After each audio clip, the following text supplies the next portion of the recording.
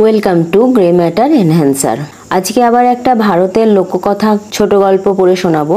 আমি যে বইটা থেকে গল্পগুলি পড়ে শোনাচ্ছি সেই বইটি হলো ভারতের লোককথা। এর অনুবাদ করেছেন মহাশ্বেতা দেবী।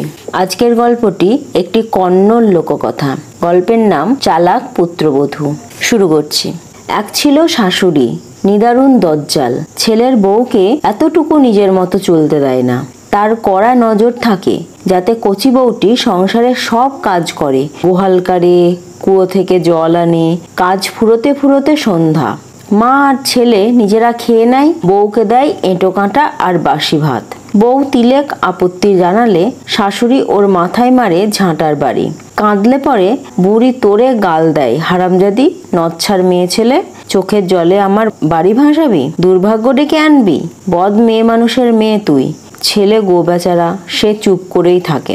ওদের পিছনের উঠোনে একটা চিচিঙ্গা লতা ফনফনিয়ে বেড়ে উঠেছে, লম্বা লম্বা চিচিঙ্গা ঝোলে। যে দেখে তারই নোলা শকশক করে। সময় এলে শাশুড়ি এক বিশাল পাত্রে তৈরি করে চমৎকার চিচিঙ্গার তালারা। মা ছেলেতে প্রায় সবটাই খায়, বউকে দেয় ছাঁচা মোছা একটুখানি। আধা উপসী থাকতে থাকতে বউটার বড় স্বাদ জাগলো, সে পেট পুড়ে চিচিঙ্গার তালারা খায়। সেদিন জঞ্জাল ফেলার ঝুড়ি নিয়ে বউ তাড়াতাড়ি বাড়ি এলো শাশুড়িকে ডাকতে ডাকতে। বুড়ি খেঁকিয়ে উঠলো, খ্যাঁকশিয়ালির মতো চেঁচাচ্ছে, হয়েছেটা কি? বড় মাসির স্বামীর সঙ্গে দেখা হলো, বলে মাসি ভালো নেই, তোমাকে দেখতে চাইছে, খুব অসুখ, তোমাকে একবারটি দেখবে বলে প্রাণ বেরোচ্ছে না, মেশো তোমাকে বলতে বলল। ও হো হো, আমার বোন মরে যাচ্ছে, অ দিদি তোমার হলো কি? শাশুড়ি বুক চাপড়াতে চাপড়াতে বলল, আমি চিচিঙ্গা আনসাচ্ছিলাম। আনসানো মানে হচ্ছে কম তেলে এপিটোপিট ভাজা। এখন তুই কর, আমি গেলাম দিদির বাড়ি। বউ তো খুব খুশি, সে আরো খানিক তালারা বানালো, নানা নিধি ব্যঞ্জন রেঁধে স্বামীকে চর্বচস্য খাওয়ালো। সবটা তালারা ঢাললো একটা কলসিতে, সেটা কাঁখে নিয়ে বেরোলো যেন জল আনতে যাচ্ছে। সিধা চলে গেল কালী মন্দিরের ভিতরে, দৌড় বন্ধ করে বসে একা সবটা তালারা খেলো। দেবী চেয়ে দেখছেন, বউটি এত গবগবিয়ে নিমেষে অতটা তালারা খেলো দেখে অবাক হয়ে ডান হাতে নিজের মুখ চাপা দিলেন। বউটির ওসব খেয়াল নেই, মনের স্বাদ মিটিয়ে খেয়ে পরম তৃপ্তিতে সে একটা ঢেকুর তুলল। এরপর এঁটো কলসি নিয়ে মাজতে গেল পুকুরে। জল নিয়ে ঘরে ফিরেছে তো সদর দরজা বন্ধ। শাশুড়ি তো ফিরে এসেছে। দৌড়ে ঘা দিতেই শাশুড়ি খুলল, রাগে গমগম করছে, চোখ দিয়ে আগুন ঠিকরোচ্ছে, হাতের লাঠি দিয়ে বউকে পেটাচ্ছে, পড়ে গিয়ে আর্তনাদ করছে বউ। শাশুড়ির মুখে গালাগালির বান ডাকছে, নষ্ট মেয়ে ছেলের বেটি, কতদিন ধরে ঠকাচ্ছিস আমাকে, মোষের মতো এক কলসি তালারা খেয়েছিস, বজ্জাত মেয়ে ছেলে, চেঁচাচ্ছে আর পেটাচ্ছে। স্বামী যখন ফিরল সেও হাত লাগালো মায়ের সঙ্গে। এদিকে সারা শহরে একই কথা, মন্দিরে কালীমূর্তি মুখে ডান হাত চাপা দিয়ে দাঁড়িয়ে আছে। অন্যান্য শহরের মানুষও এ অদ্ভুত ঘটনা দেখতে আসছে। সবাই আতঙ্কিত, এ তো বেজায় অলক্ষণ, নিশ্চয় সর্বনেশে কিছু ঘটবে এখানে। ভয়ে সব থরহরি কাঁপছে। দেবীকে অশুচি করেছে কেউ, তাই তিনি মুখ চেপে আছেন। আর বৃষ্টি পড়বে না, ছেলে পিলেও জন্মাবে না আর। ভয়ে সবাই বলতে লাগলো। গ্রাম জুড়ে চললো পুজো আর যজ্ঞ, নানা দেবার্চনা চললো, পাঁঠা বলি দিল সবাই, কিন্তু দেবী প্রসন্ন হলেন না। গ্রামের বুড়োরা এক নগর ঘোষককে দিয়ে দিকে দিকে ঘোষণা করালেন, যে দেবীর মুখ থেকে হাত সরাতে পারবে সে মোটা পুরস্কার পাবে। কেউ এগিয়ে এলো না। বউটি সব দেখে যাচ্ছে। একদিনও শাশুড়িকে বলল, ঠাকরুন, প্রধানদের বলুন আমরা মা কালীর মুখ থেকে হাত সরাতে পারবো, আমি জানি কি করতে হবে। প্রথমে তো শাশুড়ি রণচণ্ডী, দেখো গাধাটার কথা শোনো, ও চাই গায়ে আমি মুখ পোড়াই, ভাবভঙ্গি দেখো যেন উনি সন্ন্যাসিনী পুণ্যবতী, যা কেউ পারছে না তা করবে ও, তাহলে তো চমৎকার। খুব বিষ ঢাললো জিভে। বউ কিন্তু জেদ ধরেই থাকলো, শাশুড়িকে বিশ্বাস করিয়ে ছাড়লো। সে কিছু একটা জানে এ ব্যাপারে, যা কেউ জানে না। দিন দেখে বউটি তেঁতুল ডালের ঝাঁটা আর ঝুড়ি বোঝায় রাবিশ নিয়ে মন্দিরে গেল। সকলকে বের করে দিয়ে ও দোর বন্ধ করলো। তারপর কালী ঠাকুরের সামনে জঞ্জালে ঝুড়ি নামিয়ে ঝাঁটা নাচিয়ে বলল, হিংসুটে মেয়ে মানুষ, আমি চিচিঙ্গের তালারা খেলাম তো তোমার তাতে কি? ওহ, চোখ যেন জ্বলছে। কেন? চাইলে পরেই চারটি খেতে দিতাম।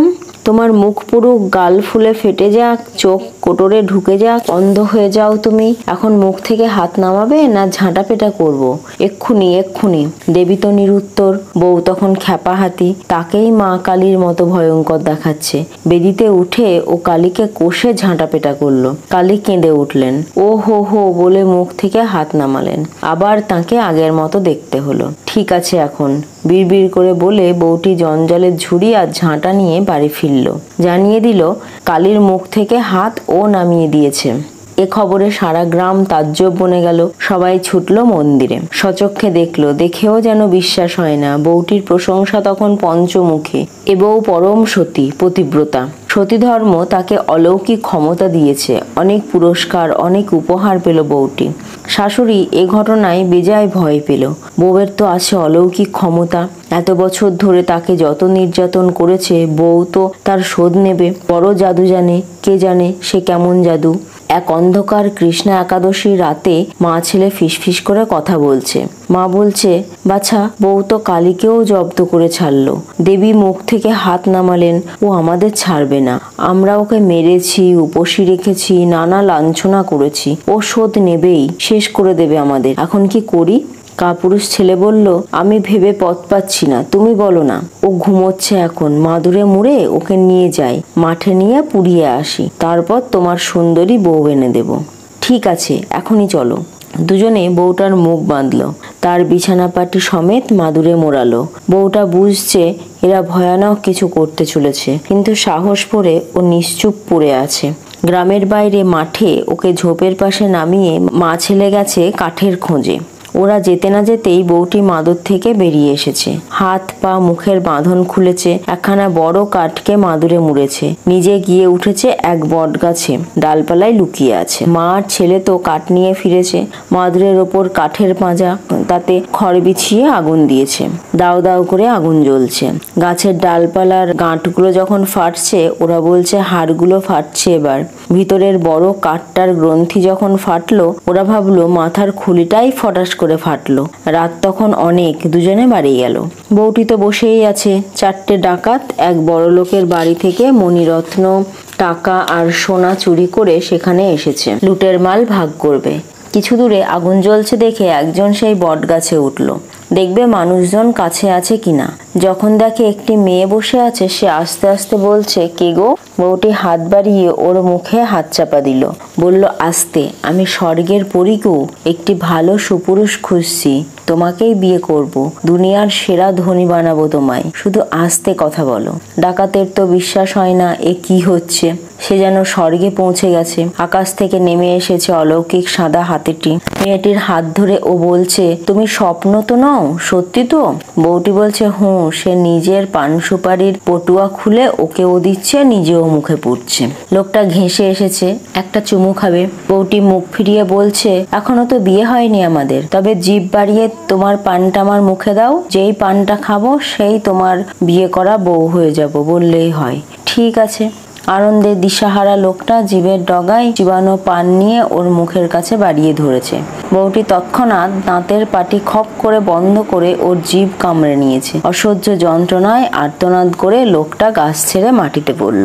ডাকাতরা ভয় পেয়ে দিকবিদিকে দৌড় মারল। লোকটা শুধু গোঙাচ্ছে আর থু থু করে রক্ত ফেলছে। গলা থেকে বেরোচ্ছে শুধু ব্যা ব্যা ব্যা ব্যা। আর ও ছুটছে সঙ্গীদের পিছনে। ওর অবদ্ধ গোঙানি শুনে সঙ্গীদের পিলে চমকে গেছে। ওরা দৌড়তেই থাকলো, পিছনে সেই হতভাগ্য। সকাল হতে সন্তর্পণে গাছ থেকে নেমেছে বউটি। অবাক হয়ে দেখে গাছের তলায় কত না সোনা, মণি, মুক্ত, টাকা সব কুড়িয়ে পোঁটলা বেঁধে ও বাড়ি চলল। দৌড়ে ঘা দিয়ে ও ডাকছে, দৌড় খুলুন ঠাকুরুন। বুড়ির মুখ ভয়ে ফ্যাকাশে, ও দৌড় খুলল। সামনে দাঁড়িয়ে আছে হাসি মুখে ওরই পুত্রবধূ। দেখেই শাশুড়ি মুচ্ছ গেল। বউ শাশুড়িকে পাঁজাকুলা করে ঘরে নিল, মুখে চোখে জল ছিটিয়ে মুচ্ছ ভাঙালো। স্বামী দাঁড়িয়ে আছে যেন জড়ভরত। চোখ খুলে শাশুড়ি বলছে, তুমি কেমন করে? এ কি, তুমি তো? বউ ঝটপট জবাব দিল, তোমরা তো আমাকে পোড়ালে। যমদূতরা এসে আমাকে যমের কাছে নিয়ে গেল। যমরাজের চোখে মাকালির মতোই আগুন ছুটছে। আমাকে দেখেই যমরাজ বললেন, এখনই একে ফিরিয়ে দিয়ে এসো। এর শাশুড়ি মহাপাপী, তাকে নিয়ে এসো। লোহার কাকটাকে লেলিয়ে দাও, সে ওকে লোহার ঠোঁটে টুকরো টুকরো করে ফেলুক। তারপর ওকে ফুটন্ত তেলের কড়াইয়ে ফেলে দাও। তিনি তো তোরে বলে যাচ্ছেন। আমি তার পায়ে পড়ে বললাম, আমার শাশুড়িকে অমন সাজা দেবেন না, তিনি অতি সজ্জন মানুষ। আমাকে যে সাজা ইচ্ছে তাই দিন, কিন্তু ওকে বাঁচান। যমরাজ সন্তুষ্ট হলেন, মৃদু হাসলেন, বললেন, তুমি যেতে পারো। যেমনটি বললে তেমনটি করব বটে, তবে তোমার শাশুড়ি একবার তোমাকে লাঞ্ছনা করুক, ওকে টেনে আনবো এখানে। আমার যমদূতরা সর্বদা নজর রাখবে। একথা বলে এত সোনা দানা ধনরত্ন দিয়ে ঘরে পাঠালেন। যমরাজকে নিন্দে করে মানুষ, কিন্তু আমার সঙ্গে কি ভালো ব্যবহার না করলেন। শাশুড়ি ভয়ে কেঁপে ঝেঁপে বউকে জড়িয়ে ধরলো। আহা হা হা, তুমি এবাড়ির লক্ষ্মী, যমদূতের খপ্পর থেকে আমায় বাঁচালে। এখন থেকে যা বলবে তাই করব। শুধু মাফ করে দে মা, বড় কষ্ট দিয়েছি তোকে, মাফ করবি না লক্ষ্মী বৌমা, বলছে আর বউয়ের গালে হাত বোলাচ্ছে। বউ এখন বাড়ির গিন্নি, শাশুড়ি আর স্বামী চলে তার কথাই, সবাই সুখেই আছে। আজকের গল্প এটুকুই, আবার দেখা হবে পরের ভিডিওতে।